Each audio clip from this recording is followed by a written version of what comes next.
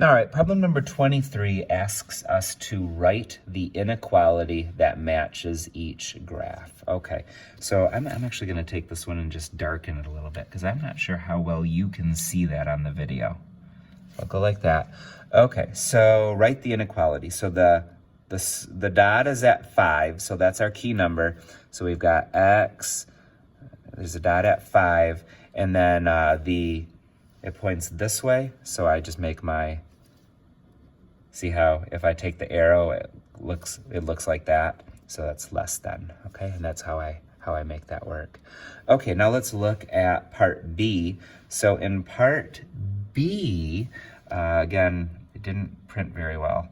So I'm gonna go like that. I'm gonna put a big circle here, and the shaded part here is in between. So hopefully you can see better what we're looking at here. So we need to write an inequality that matches this graph right here. So in this one, we have, in the first one, we just had one important number at 5. In this one, we have two of them. We have an important number at -2 and another at 5.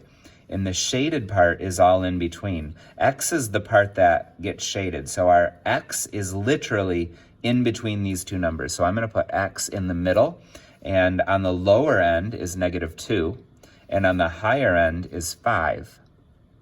When it's this type of structure where the X is in between the two dots, the arrows always go this way. So I'm gonna put them that way.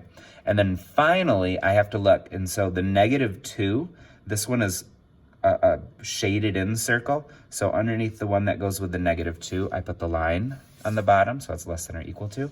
And then on this one, it's an open circle, so this one will stay open. I won't put that line underneath. All right, down to part C now.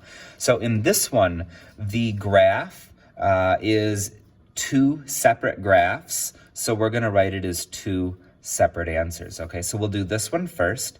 So here the important number is -2, so X goes with -2 on the first one, and on this one, the arrow goes like that, so I'll make the arrow go like that, and on this one, it is filled in, so we'll put this at the bottom, okay? And then for the other one, the important number is, it's circled at 2, so X goes with 2 on this one, and on this one, the arrow goes like that, so that's how we'll make that inequality. And then this one is not shaded in, so we will not shade that one in. The last thing you need to know is when they're written as two separate things, they expect you to write the word or in between. So write the inequality. Well, it's either, the answer is either gonna be over here, or the answer will be somewhere over here. And that's why we have to write the word or. Well done, thanks for following along.